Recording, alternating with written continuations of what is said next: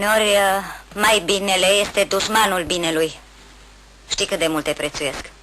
Dar felul în care procedezi dumneata în raporturile cu elevii, cu colegii, cu părinții, poate da naștere uneori la fel de interpretări. Uite, mai adineauri, tatălui Buzescu a căutat-o pe Isoscel. A fost și la mine. Se poate duce și în altă parte. Și el și alții. Cui folosește? Am înțeles. Nu mă tem că n-ai înțeles bine. Eu vreau să fie liniște în liceu. Care va să zică școala, mica noastră feudă, pe care trebuie să o apărăm oricum. Da, mica noastră feudă, cum îți place dumitale să ironizezi, pentru că de prestigiul ei depinde prestigiul fiecăruia dintre noi. Ia uite, și eu care credeam că este exact invers. Aici erai? Te-am căutat peste tot. Vă rog să mă scuzați, așa, directoare. Ce s-a întâmplat? Tovarășe profesor, sunt foarte supărată pe dumneata. Uite, și azi ai făcut un gest necugetat. Și de data asta îmi subliniez autoritatea. Te-ai dus la Buzescu acasă, fără niciun rost. Ce ai căutat dumneata acolo? Ești dirigintele lui? Vă rog să mă iertați. Trebuie să merg la oră. Asta am vrut să spun. Și în plus că le cauți prea mult în coarne, omule. Cum să mai avem prestigiu în fața lor când în fața dumitale stau ca la cafenea? Faci prietenii cu ei? Ce-i cu liberalismul ăsta? Îți place reclama, ți-am mai spus. Și cu asta am terminat. Dacă dumneavoastră ați terminat, să vă spun și eu ce gândesc. De mult trebuia să o fac, dar abia acum am prilejul. Poftim, vă ascult. V-ați gândit vreodată că, fără să vreți, puteți face rău în jurul dumneavoastră? Poftim? Eu nu știu ce împrejurări de viață v-au marcat, dar un lucru este limpede, că n-ați avut puterea să treceți peste ele și riscați să vă veștejiți. Asta încă n-ar fi nimic, dacă n-ați fi dascăl. În profesiunea noastră nu e destul să transmiți cifre, probleme, calcule, principii. Trebuie să rupi și din suflet. Și dacă veșted? Cum vă permiteți să vorbiți așa cu mine? Sunteți un om serios, bine pregătit. Dar de unde ideea că elevul, ca să învețe, trebuie să știe doar de frică și că trebuie ținut la distanță?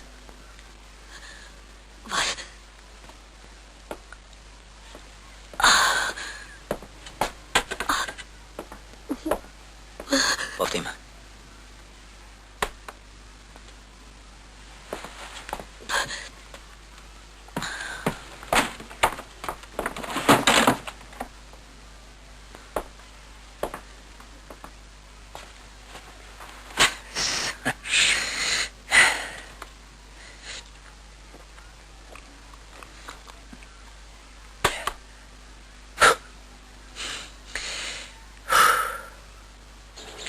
Mihai? Mihai, bine că te văd. Să rămână. Dar și dragă figura asta de înmormântare. Dacă alta n-am la îndemână. Dar ce aveți, domnule, că și fiita e la fel de veselă. Uite, Mihai, ce voiam să-ți spun. Noi n-am mai apucat în ultimul timp să stăm de vorbă. Tu te-ai mai uitat prin catalogul ei? Nu. Nu? Foarte bine. Ocupă-te tu de tot și de toate, că de-a ta se ocupă școala. Tu știi că ieri a luat un 4 la fizică? La tine? Da, la mine. Hai, condu-mă puțin că mă grăbesc. Nu pot. Nu pot. Mihai, noi suntem colegi de mulți ani. Eu cred că se întâmplă ceva cu ea. Da. Poate ar trebui să o ții mai din scurt, știu eu. Da. Salut!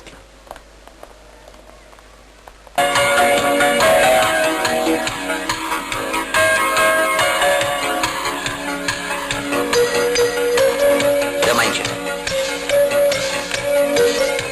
Am spus să dai mai încet. Începem ora de dirigenție? Dacă ai venit să te interesezi ce face Doru... Nu mă interesează dorul al tău.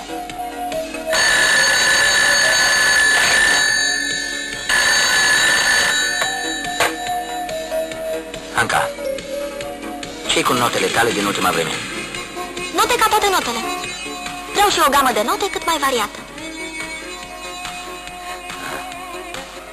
Să știi că este pentru prima oară când mi-a fost rușine. Este pentru prima dată când altcineva îmi spune ce notă ai tu. Între noi, totul a fost limpede și clar. Eu nu m-am uitat niciodată în catalogul tău. Mi-ai spus... Tată, că am rugat să ai încredere în mine. Da. Iertați-mă că vă deranjez, nu nimic, dar Cernea la telefon. Am un pic de răgaz în după amiaza asta. Am putea să ne întâlnim să vorbim despre ceea ce m-ați rugat? Sigur că da, Mă mulțumesc. convine peste o jumătate de oră la metrou în stația Eroilor De la acord. ieșire? Dirigința era? Da.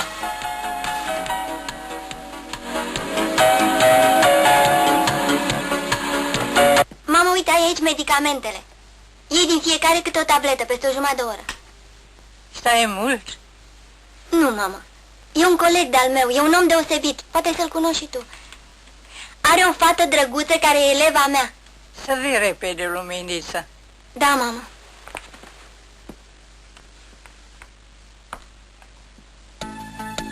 Înțelegeți-mă că, bând paharul acela de apă, am avut sentimentul că mă eliberez de o mare povară. Credeți-mă, era o problemă de conștiință.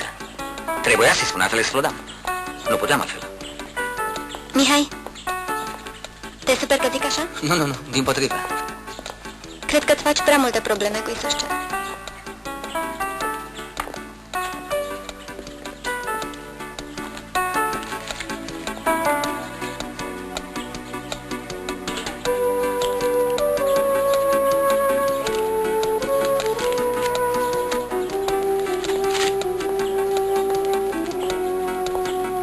Ia uite, m-am îmbogățit. 10 lei. Întotdeauna ofer lozuri câștigătoare. 10 lei. Așa, mulțumesc. Ce ai câștigat? Secret? Ia, Mulțumesc. tot nu spui nimic de lozul tău? Secretul-i secret? Să știi că eu nu am nimic personal cu Isuscea. Chiar mi-e simpatică. Cu ei fost și trăznăile ei. Dar mă gândesc la copiii ăștia. Au și ei nevoie de căldură, de înțelegere. Poți să stai așa deoparte și să nu intervii? Firește că nu, dar crezi că asta schimbă ceva în concepțiile ei? Poate da, poate nu, cine știe. Totuși stau să mă gândesc dacă ieșirea mea n-a fost puțin exagerată.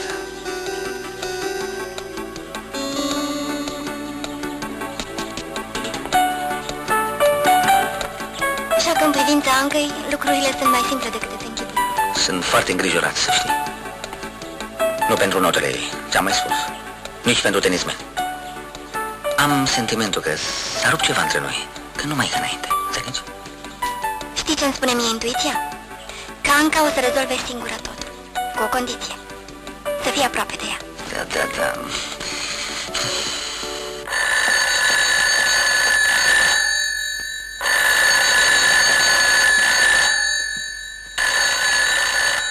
Da, Salut, unchiule, pe dumneata te căuta. te ascult. Din ultimile convorbiri rezultă că juna noastră e întoarsă pe dos. Rămân pe fază.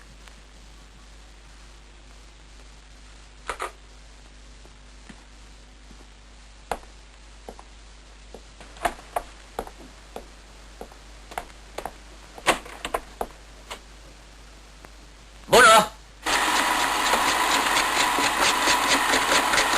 Unde e? Ah, ce m-ai speriat. Anca, unde e? A spus că se duce la o colegă. Ei da, ai început să ornești. Sunt mulțumită. Uite, îți dau un 7. Ești mare, Tudore. Ești la loc. Ei, cine continuă? Anca, continui tu? Cred că e inutil, tovarășă profesoară. Nu o să mă descurc. Cum vine asta? Tu să nu te descurci. Atunci tema, cum ți-ai rezolvat-o? Vă rog să mă scuzați, nu mi-am făcut temele. Ce vorbă e asta? Cum nu ți-ai făcut temele? Doar mi-ai promis. Nu v-am promis nimic. Ascultă, fetițo, unde te trezești? Ai uitat de bună cuviință? Ce gărgăune îți umblă prin cap? Pentru astăzi ai 3. Tovarășă profesoară, Asta e o brăznicie!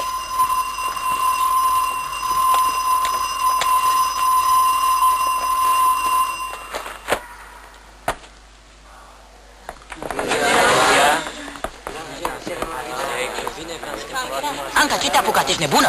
cum, nu ți-a plăcut? N-ai spus tu că nu-ți plac tocilarele, premiantele, elevele cu minți intrate în grația profesorilor? Te pomenești că nici zulufii ăștia nu-ți plac și nici faptul că am devenit obraznică. Să știi că asta poate să fac oricine, nu e mare scofală. Anca, Anca,